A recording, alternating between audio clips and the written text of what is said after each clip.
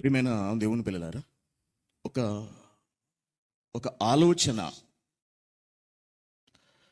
ఒక చిన్న ఆలోచన, ఒక పెద్ద ప్రణాళికతో మనం కాసేపు చూద్దాం. ఈ ఆలోచనకు నేను పెట్టిన టైటిల్ వాట్ నెక్స్ట్. తరువాత ఏమిటి? What next? తరువాత ఏమిటి? తరువాత ఏమిటి? అదేమిటి? తరువాత ఏమిటి? ఏమున్నది అసలు దీనిలో అని మనం ఆలోచించినప్పుడు, మొన్న రాత్రి అనగా నేను వచ్చినటువంటి రాత్రి ఒక స్టూడెంట్ నా దగ్గరకు వచ్చాడు. RBI student. అనయ్య, కోర్స్ అయిపోబోతోంది, మేము వెళ్ళిపోబోతున్నాము. ఇక్కడికి వచ్చి నేను చాలా నేర్చుకున్నాను, నా జీవితాన్ని నేను చాలా మార్చుకున్నాను. చాలా సంతోషం తమ్ముడు. ఇప్పుడు మరి నన్ను ఏం చేయమంటారు అనుకుంటున్నావు అని అడిగాను. నేను ఫలానా విద్యను అభ్యసిద్దాం అనుకుంటున్నాను. ఓకే, తర్వాత నెక్స్ట్? ఆ తర్వాత దేవుని సేవలో ఉందామని అనుకుంటున్నాను అన్నాడు. ఏమిటి అన్నాను. నవ్వుతున్నాడు. ఇందాక ఒక జంట వచ్చారు, వాళ్ళ పిల్లల్ని తీసుకొచ్చారు, చిన్న చిన్న పిల్లలు. అని ఆ బిడ్డలను దేవునిలో పెంచుదాం అనుకుంటున్నాను. మంచిది, సంతోషం. తరువాత ఇంకేముందని నవ్వుతున్నారు. ప్రియమైన దేవుని పిల్లలారా, బైబిల్ జ్ఞానాన్ని మనం దేవుని మహాదయ వలన, మన ఆత్మీయ తండ్రి గారి దయ వలన కూలంకషంగా అధ్యయనం చేయగలుగుతున్నాము, అభ్యసిస్తున్నాము కూడా. ఇలా నేర్చుకుంటున్న మనం నేర్చేసుకున్న తరువాత ఏం చేయాలి? ఏముందన్నయ్య, మా చుట్టుపక్కల ఉన్న వారికి ఏదో 4 వాక్యాలు చెప్పి ఒక చిన్న సెంటర్, రీసెర్చ్ సెంటర్ పెట్టుకోవడం, తర్వాత నెమ్మదిగా దాన్ని ఒక కాలేజ్గా డెవలప్ చేయడం, నా పరిధిలో నేను వాక్యాన్ని బోధిస్తూ వెళ్ళటం, అంతకు మించి ఇంకేం చేయగలను అన్నయ్య అని చెప్పి చాలామంది, ఇంచుమించు 90% మందిలో ఉన్నటువంటి ఆలోచన ఇది అని మనం చెప్పవచ్చు. ఇంటర్, ఎంపీసీ అయితే బిఎస్సి వైపు అలా వెళ్ళిపోతుంటాం మనం. మరి దైవ జ్ఞానాన్ని అభ్యసించిన మనం తర్వాత ఎటు వెళ్ళాలి? ఏమి చేయాలి? ఎంతవరకు మనం దీన్ని తీసుకువెళ్ళగలగాలి? ఈ ఆలోచనలు, ఈ ప్రణాళికలు మనలో ఎంతవరకు ఉన్నవి, మనం ఎంతవరకు ఆలోచించగలుగుతున్నాము అన్నదే ప్రధానమైన విషయం. ప్రియమైన దేవుని పిల్లారా, Bible open university India international ప్రతిష్టాత్మక సంస్థ సత్యాన్ని సమాజానికి అందించడంలో ఈ సంస్థను మించిన సంస్థ ప్రపంచంలో లేదు అనే విషయం మనందరికీ తెలుసు. ప్రతిరోజు దేశవ్యాప్తంగా మినిమం కనీసం 5 కన్నా ఎక్కువ బహిరంగ కార్యక్రమాలు జరిగించగలిగే ఏకైక సంస్థ మన Bible open university India international. నేను చాలా తక్కువ చెప్పాను, మినిమం 5 చెప్పాను. నేను చెప్పింది చాలా తక్కువ. ఇకపోతే మన సంస్థ ద్వారా సెమినార్లు, మహాసెమినార్లు, ఇటువంటివి, బహిరంగ సభలు, విద్యా బోధన, బహిరంగ సువార్త ప్రకటనలుగా వీధి సువార్తలు, పుస్తకాలు, యూట్యూబ్లో ప్రసంగాలు, తర్జుమాలు, అనేక భాషల్లోనికి జ్ఞానాన్ని తీసుకువెళ్ళడాలు, యూట్యూబ్స్లోను అలాగే వెబ్సైట్స్లోను అప్లై చేయడాలు, అనేక మంది చెంతకు మనం సత్యాన్ని చేర్చే ప్రయత్నాలు, ఇవి నిరంతరం మన సంస్థ ద్వారా జరుగుతూ వెళుతూనే ఉంటాయి. చాలా సంతోషం. What next? తరువాత? దాని తర్వాత ఏమిటి? తర్వాత ఏమిటి? ఇంకేం లేదా? మనం ఇంకేం చేయలేమా? మనం ఇంకేం ఆలోచించలేమా?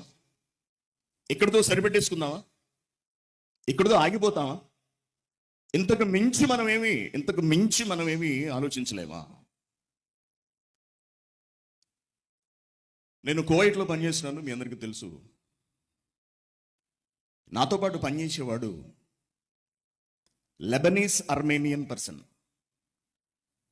లె- అర్మేనియా అనే దేశపు మూలాలు కలిగిన లెబనాన్ నేషనాలిటీ ఉన్నటువంటి వ్యక్తి, క్రైస్తవుడు.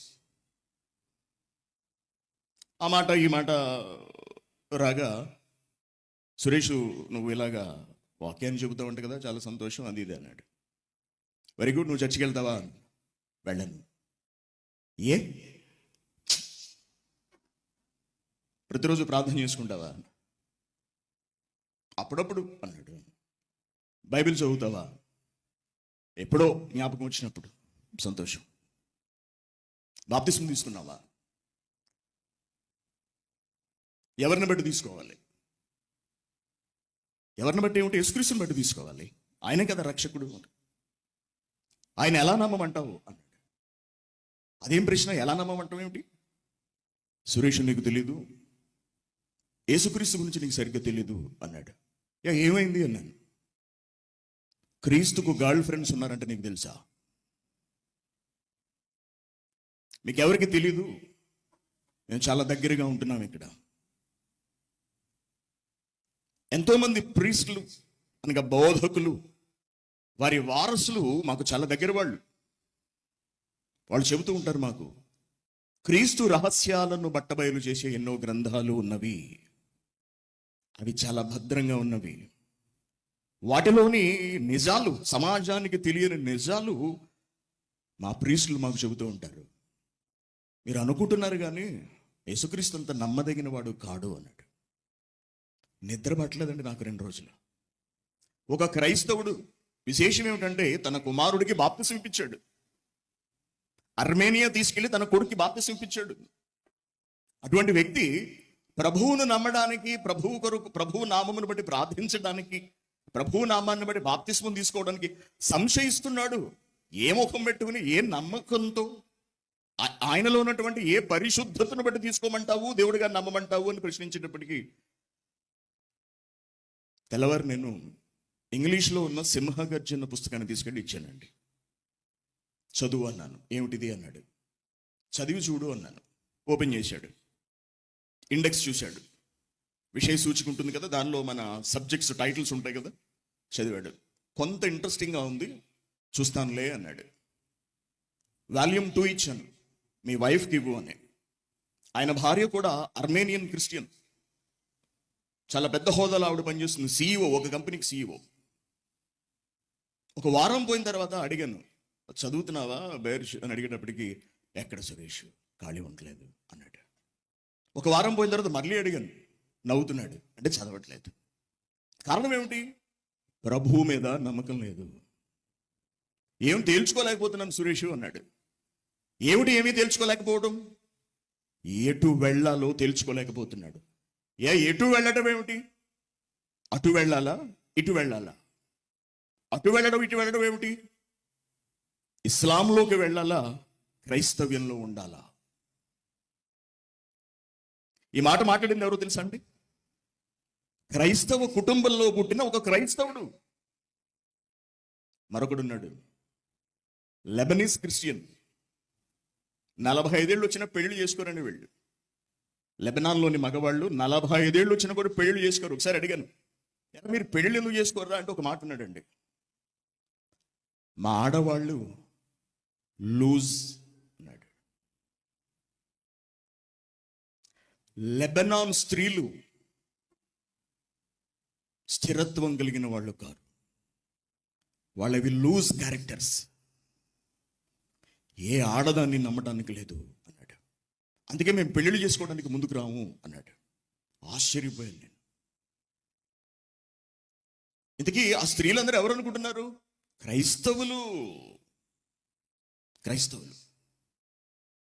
దేవుని పిల్లలారా, క్రైస్తవ సమాజం ఎటు తేల్చుకోలేని పరిస్థితుల్లోనికి వెళుతుంది. మీకు తెలుసా? దేవుని మహాకృపను బట్టి, దేవుని దయను బట్టి మనం ఎక్కడికి చేరుకోవాలో అక్కడికి చేరుకున్నాము. మన ఆత్మీయ తండ్రి గారి జ్ఞానము చెంతకు మనం చేరుకున్నాం కాబట్టి మనం స్థిరంగా ఉన్నాము. కానీ ప్రస్తుతానికి మన దేశంలో కూడా ఉన్నటువంటి ఈ కలవరపాటు వలన మనం కూడా అయోమయానికి గురై ఎటు వెళ్ళాలో తేల్చుకోలేని పరిస్థితి మనకు ఎదురవుతుంది భవిష్యత్తులో కూడా. ఒకసారి మీరు పాశ్చాత్య దేశాలను గమనించినప్పుడు ఇంచుమించు ఒక 50-60 సంవత్సరాలుగా అంతకు ముందు నుండి కూడా గల్ఫ్ ప్రాంతాల నుండి, గల్ఫ్ అంటే ఈ కువైట్, దుబాయ్ ఇవి కాదు, అది దాటి వెళ్ళిన తర్వాత లెబనాన్, టర్కీ, జోర్డాన్, ఇంకా కొన్ని ఆఫ్రికన్ కంట్రీస్ నుండి చాలా మంది ముస్లిమ్స్ పాశ్చాత్య దేశాల్లోనికి వెళ్ళిపోయారు. అక్కడికి వెళ్ళి వాళ్ళు స్థిరపడిపోయారు, పిల్లల్ని కన్నారు. వాళ్ళు ఎంతగా స్థిరపడ్డారంటే అక్కడ పెద్ద పెద్ద ఉద్యోగాలు, పెద్ద పెద్ద పదవులు, పెద్ద పెద్ద కంపెనీలు, వాటికి సీఈఓలు లేదా వాటి ఓనర్స్ వాళ్ళు స్థాపించారు. వాళ్ళ బిడ్డలు వాటిని కొనసాగిస్తున్నారు. ఇదంతా కూడా ప్రణాళికాబద్ధంగా జరిగింది. లక్షలాది మంది ముస్లింస్ పాశ్చాత్య దేశాల్లోనికి వెళ్ళిపోవటం అనేది పకడ్బందీగా పక్కా ప్రణాళికతో జరిగింది. అందుకే ఇటీవలి కాలంలో మీరు చూస్తూ ఉంటారు, ఇజ్రాయెల్ పాలస్తీనా ఈ కాన్ఫ్లిక్ట్ని చూస్తున్నప్పుడు హమాస్ అనే సంస్థను ప్రారంభించినటువంటి ఒక వ్యక్తి కొడుకు ఏమన్నాడంటే, రాబోయే రోజుల్లో పాశ్చాత్య దేశాలన్నీ కూడా గ్రేవ్ యార్డ్స్గా, అనగా సమాధుల దొడ్లుగా మారిపోతాయి. మీరు మీ మీ మీ దేశాలలోకి ఎవరిని అనుమతించారో మీకు అర్థం కావట్లేదు. మీ దేశాల ప్రజలందరినీ ఒక్క రోజున హఠాత్తుగా వాళ్ళు చంపేస్తారు. ఇప్పుడు పాశ్చాత్య దేశాలు ఏమీ చేయలేని పరిస్థితి. ఎందుకంటే లక్షలాదిగా ప్రజల్లో కోట్లాదిగా వచ్చేసారు. ఫ్రాన్స్, జర్మనీ, స్విట్జర్లాండ్, నెదర్లాండ్స్ ఇవన్నీ కూడా వీళ్ళతో నిండిపోయి ఉన్నాయి. ఇదంతా నేను ఎందుకు చదువుతున్నానంటే, ఇలా గల్ఫ్ దేశాల నుండి పాశ్చాత్య దేశాల్లోనికి వెళ్ళిన ఈ మతస్థులు, ఈ తెగవాళ్ళు ఎవరైతే ఉన్నారో వాళ్ళు క్రైస్తవుల మీద ప్రభావాన్ని చూపించడం మొదలుపెట్టారు. క్రైస్తవుల మీద మీకు తెలుసు, క్రైస్తవుల జీవన విధానం, ముఖ్యంగా స్త్రీల జీవన విధానం, అంటే అందరూ అలా ఉన్నారని నేను అనట్లేదు. అధిక శాతం మంది విచ్చలవిడిగా ఉంటారు. వాళ్ళ బట్టలు కానివ్వండి, వారి ప్రవర్తన కానివ్వండి, వారి మాటలు కానివ్వండి, ఇవన్నీ కూడా చాలా అభ్యంతరకరంగా మనకు కనిపిస్తూ ఉంటాయి, చూడడానికి ఎబ్బెట్టు కనిపిస్తూ ఉంటాయి. అదే ముస్లిం స్త్రీలంటే వాళ్ళ వేషధారణను, వాళ్ళ ప్రవర్తనను తీసుకున్నప్పుడు వాళ్ళు చాలా చక్కగా తమ శరీరాన్ని కనబడనివ్వకుండా ఎంతో ఓద్దికగా వస్త్రధారణ చేసుకుంటారు. ముఖ్యంగా వాళ్ళు తల్లిదండ్రులను చాలా గౌరవిస్తారు, పెద్దలను గౌరవిస్తారు. ఒక కట్టుబాటుతో, ఒక నియమంతో వాళ్ళు బ్రతుకుతారు. ఈ నియమబద్ధమైన బ్రతుకు పాశ్చాత్యులను బాగా ఆకర్షిస్తుంది. పాశ్చాత్యులు అంటే ఎవరు? క్రైస్తవులు. చాలా మంది క్రైస్తవులు క్రైస్తవ్యాన్ని విడిచిపెట్టి వెళ్ళిపోయేటప్పటికీ చాలా మంది, ఇంకా చాలా మంది వెళ్ళే ఆలోచనలో ఉన్నారు. కారణం ఏమిటో తెలుసా? అక్కడి క్రైస్తవ్యానికి బలం లేకపోవడం. ఏమిటా బలం? వాక్యం తెలియకపోవడం, వాక్యపు శక్తి అర్థం కాకపోవడం. మరి ఇటువంటి పరిస్థితుల్లో ఈ ప్రపంచాన్ని కాపాడవలసింది ఎవరు? ఈ ప్రపంచపు బాధ్యతను తీసుకోవలసింది ఎవరు? సత్యం ఎక్కడుంది ఈ ప్రపంచంలో? జ్ఞానం ఎక్కడుంది ఈ సమాజంలో? జ్ఞానమునకు నిలయముగా, వాక్యానికి కేంద్రముగా భాసిల్లుతున్న ఏకైక చోటు ఏది ఈ ప్రపంచంలో? One and only Bible open university India international. కదా? బాగా చప్పట్లు కొట్టాం కదా? So what? తర్వాత ఏమిటి? చప్పట్ల తర్వాత ఏమిటి? చప్పట్ల తర్వాత ఏమిటి? మన బాధ్యత ఏమిటి? మనం ఏం చేయాలి? మీ అబ్బాయిని ఏం చేద్దాం అనుకుంటున్నారు? అన్నయ్య, మా అబ్బాయిని డాడీ గారి దగ్గర జాయిన్ చేసేద్దాం అనుకుంటున్నాను 1 సంవత్సరం పాటు, వాడికి బాగా నేర్పించేస్తాను. తర్వాత ఏముందనే, ఏదో చిన్న ఉద్యోగం చేసుకుంటూ ఆ వైర్లు ఏదో పెడుతుంటాడు, లేకపోతే కార్పెట్ వేస్తుంటాడు, లేకపోతే ఏ పని ఇచ్చినా చేస్తుంటాడు. ఏదో ఒక పని దేవుడి పనిలో చేసుకుని అలాగా బ్రతుకుతుంటాడు. ఏదో పెళ్లి చేసే వాడికి కూడా పిల్లలు పుడతారు, అంతేనా? ఇంకేం ఆలోచించమా? ఇది దాటి మనం తర్వాత స్థితికి వెళ్ళలేవా? మన సంస్థ ప్రారంభించబడి ఎంతకాలం అయిందండి? ఇంచుమించుగా తండ్రి గారు 50 ఏళ్ళు, ఇంచుమించుగా 50 ఏళ్ల నుండి చెబుతున్నారు కదా. 50 ఏళ్ల నుండి చెబుతున్నా మన వాట్ నెక్స్ట్, మన తర్వాత స్థితి ఏమిటి, మనం ఎక్కడికి వెళ్ళాలి? మనం వాక్యాన్ని ఎక్కడ అందించాలి? ఇటువంటి ప్రణాళికలు మనలో ఎంతమంది తల్లిదండ్రులకున్నవి?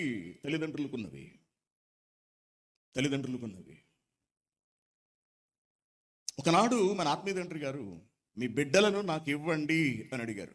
ఎందుకు? జ్ఞానాన్ని నేర్పించడానికి. వెరీ గుడ్, చాలా మంది ఇచ్చారు, ఇప్పటికీ కూడా ఇస్తున్నారు. ఓకే, నేర్చుకున్న తర్వాత ఏమిటి? ఏమీ లేదు. ఎవరి గాళ్ళు వెళ్ళిపోతున్నారు, ఎవరు ఉద్యోగాలు వాళ్ళు చేసుకుంటున్నారు, ఎవరు పెళ్ళిళ్ళు చేసుకుంటున్నారు, ఎవరు బ్రతుకు వాళ్ళు బ్రతుకుతున్నారు. దేవుని పిల్లలారా, ఇటువంటి పరిస్థితులలో క్రైస్తవ సమాజాన్ని కాపాడడానికి నడుం బిగించి మరొక స్థాయికి వెళ్ళి ఆలోచించగలిగే తల్లిదండ్రులు ఎందరున్నారు? మరొక స్థాయి అంటే ఏమిటి? నీ కొడుకును నువ్వు ఎక్కడికి పంపిస్తావు? నీ కొడుకు నువ్వేమి నేర్పిస్తావు? నీ కొడుకు నువ్వు ఏ దేశానికి పంపించగలవు? నీ కొడుకు చే సత్యాన్ని ప్రపంచంలో స్థాపింపజేయడానికి నీ దగ్గర ఉన్నటువంటి ప్రణాళిక ఏమిటి? మరొక దేశానికి వెళ్ళి అక్కడ స్థిరపడి అక్కడ తరతరాలుగా బ్రతకటం అంటే అదేం ఆషామాషి వ్యవహారం కాదు. ఇది చాలా పెద్ద విషయం. అని దీని గురించి మనం ఆలోచించవలసిన అవసరం ఉంది. ఇది ఎక్కడికి పరిమితం అయిపోకూడదు. ఇది 1 సంవత్సరం కోర్సుకు పరిమితం అయిపోకూడదు. లేకపోతే ఇది ఒక 4 సంవత్సరాల కోర్సుకు పరిమితం అయిపోకూడదు. ఇది పునాదైతే దీని కొనసాగింపు ప్రపంచంలో ఉండాలి. ప్రపంచంలో దేవుని పిల్లలారా, మీ బిడ్డలను దేవుని కొరకై మీరు ఎంతమంది విదేశాలకు పంపించగలరు? దేవుని కొరకు ఎన్ని భాషలు మీ బిడ్డలకు నేర్పించి మీరు ప్రపంచంలోకి విడిచిపెట్టగలరు? ఎన్ని భాషలు నేర్పించి దాని కొరకు మీరు ఎంత సంపాదించగలరు? దాని కొరకు మీరు ఎంత కూడగట్టగలరు? ఇల్లు కట్టాలంటే లక్షలు కావాలి. ఈ రోజుల్లో కోట్లు కూడా కావాలి. ఒక మాదిరి ఇల్లు కట్టుకోవాలంటే కడతాం, అప్పులు చేసైనా సరే కడతాం. పిల్లాడు చదువుకు ఫీజు కట్టాలంటే కడతాం, అప్పులు చేసైనా సరే మనం కడతాం. ఏ మాత్రం వెనకడుగు వేయం అసలు. మరి సమాజంలోనికి సత్యాన్ని ప్రపంచ స్థాయికి తీసుకువెళ్ళడానికి తల్లిదండ్రుల దగ్గర ఉన్నటువంటి ఆలోచన ఏమిటి? ప్రణాళిక ఏమిటి?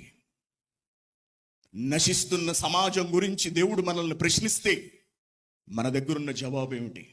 భారతదేశంలో పరిస్థితులు మనకు తెలుసు. క్రమక్రమంగా అన్ని మూసుకుపోతున్నాయి. రేపు ఈ ఎలక్షన్ తర్వాత మరింత కఠినంగా ఉండబోతుంది మన పరిస్థితి. ఆన్లైన్లకు పరిమితం అయిపోయినా ఆశ్చర్యపడక్కర్లేదు. ఆన్లైన్స్కి మనం పరిమితం అయిపోయినా ఏమి ఆశ్చర్యపడాల్సిన అవసరం లేదు. భవిష్యత్తు ఇలా ఉండబోతుంది మనకు తెలుసు. ఇటువంటప్పుడు మన దగ్గర ఉన్న సత్యాన్ని, జ్ఞానాన్ని ఈ ప్రపంచంలోనికి మనం తీసుకువెళ్ళవద్దా? దానికి మనం ఎంత కష్టపడగలము? మనం ఎంత సిద్ధపరచగలము? మన బిడ్డలను మనం ఎలా తయారు చేయగలము? వాళ్ళ బిడ్డలు ఎలా తయారు చేయగలరు? ఏమండి, తరాలు ఉండిపోయే తెలుసా? పాశ్చాత్య దేశాల్లో, ముఖ్యంగా బ్రిటన్లోను ఇతర దేశాల్లోనూ వీళ్ళు తరతరాలు ఉండిపోయారు. తరతరాలు ఉండి క్రైస్తవుల ఆలోచనలు మార్చేస్తున్నారు. వాటిలోనికి వాళ్ళు కన్వర్ట్ చేసేస్తున్నారు. క్రైస్తవులకు బలం లేదు కాబట్టి క్రైస్తవులు చాలా తేలిగ్గా మారిపోతున్నారు. ఇటువంటి పరిస్థితుల్లో మహాజ్ఞానాన్ని కలిగిన మనము ప్రపంచ బాధ్యతను తీసుకోకపోతే రేపు దేవుడు ప్రశ్నిస్తే, ఎరా ఇంత జ్ఞానం కదా ప్రపంచంలో ఎక్కడన్నా ఉందా? లేదు కదా. ఎవరన్నా చెప్పారా ఇంతవరకు? ఎవరూ చెప్పలేదు కదా. అంత మహాజ్ఞానాన్ని నీ చేత నేను పెట్టాను కదా, నీ చేతిలో పెట్టాను కదా. పెట్టిన తర్వాత నువ్వేం చేస్తున్నావు? ఎంతవరకు దాన్ని సద్వినియోగపరచగలిగావు? నీ బిడ్డలను ఎంతవరకు నువ్వు నా కొరకు వినియోగించగలిగావు? నీ బిడ్డల ద్వారా సత్యాన్ని సమాజంలో నువ్వెంతవరకు ప్రతిధ్వనింప చేయగలుగుతున్నావు? దేవుడు ప్రశ్నిస్తాడు. ఒక మాట పేతురు గారు అంటారు కదా, ఒకసారి చూద్దాం మనం. పేతురు పత్రిక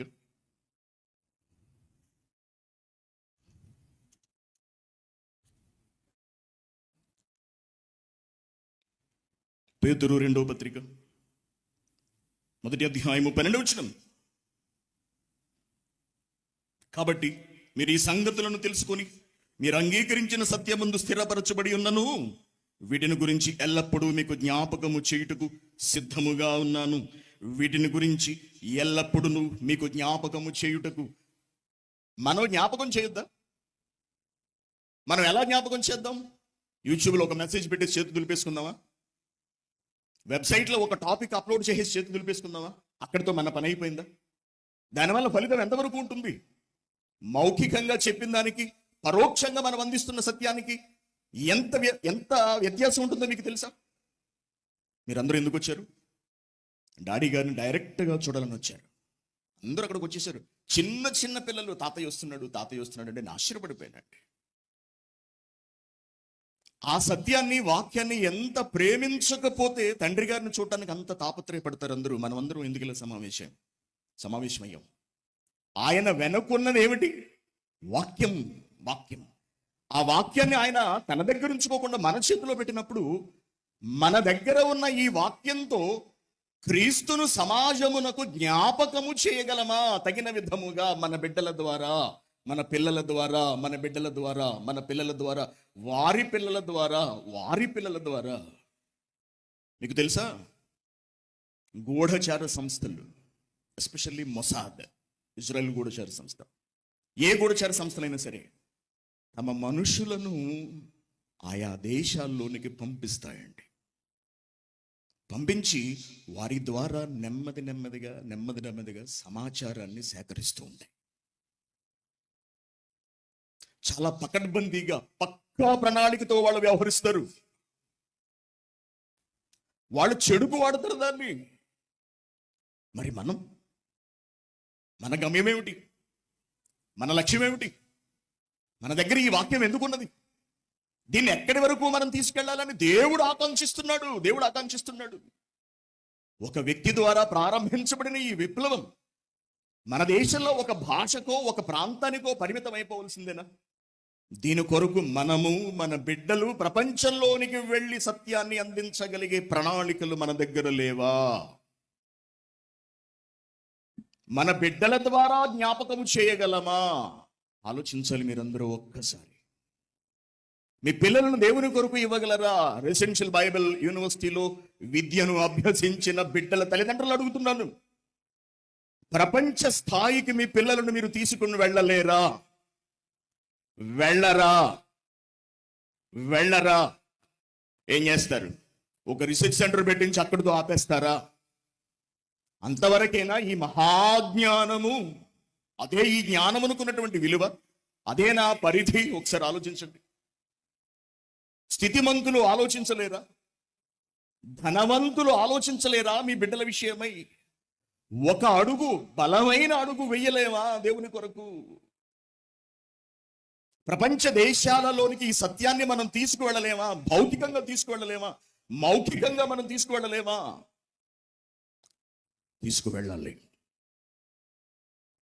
తీసుకువెళ్ళలేకపోతే నిరర్ధకం కాకూడదు. ఇది ఈ తపన, ఈ ప్రయాస, ఈ కష్టము, ఈ తాపత్రయము, ఈ మాటలు, ఆ వయస్సు, ఆ జ్ఞానము, ఇవేవి కూడా వ్యర్థం కాకూడదు. ఇది 1 సంవత్సర విద్యకు పరిమితం కాకూడదు. ఇది ప్రపంచంలోనికి వెళ్ళాలి. మీరు మీ పిల్లలు తీసుకువెళ్ళాలి. జ్ఞానమును జ్ఞాపకం ఏమంటున్నాడు అక్కడ? ఎల్లప్పుడు వీటిని గూర్చి ఎల్లప్పుడూ మీకు జ్ఞాపకము చేయుటకు సిద్ధంగా ఉన్నాను. మరియు మన ప్రభు అయిన యేసుక్రీస్తు నాకు సూచించిన ప్రకారము నా గుడారం త్వరగా విడిచిపెట్టవలసి వచ్చునని ఎరిగి నేను ఈ గుడారములో ఉన్నంత కాలము ఈ సంగతులను జ్ఞాపకము చేసి మిమ్మును రేపుట న్యాయమని ఎంచుకొనుచున్నాను. ప్రపంచ సమాజాన్ని రేపగలిగే శక్తి సామర్థ్యాలు మనకు లేవా? పాశ్చాత్య దేశాల్లోనికి మన పిల్లలు డాక్టర్లు చదవడానికో, ఇంజనీరింగ్కో, లేకపోతే ఎంసీఏకో, ఎంబీఏకో, దేనికో పంపిస్తున్నామే. బైబిల్ విద్యను నేర్పించి, ఒక ఉన్నత విద్య, ఈలోక సంబంధమైన ఒక ఉన్నత విద్యను నేర్పించి, అద్భుతమైన భాషను నేర్పించి, వీటన్నిటినీ పిల్లాడి చేతిలో పెట్టి, అన్నిటికన్నా ముఖ్యంగా దైవ జ్ఞానమును చేతికిచ్చి సమాజంలోనికి, విదేశాల్లోనికి పంపించి అక్కడి నుండి మన విప్లవాన్ని ప్రారంభించలేమా? ఇది అసాధ్యమా?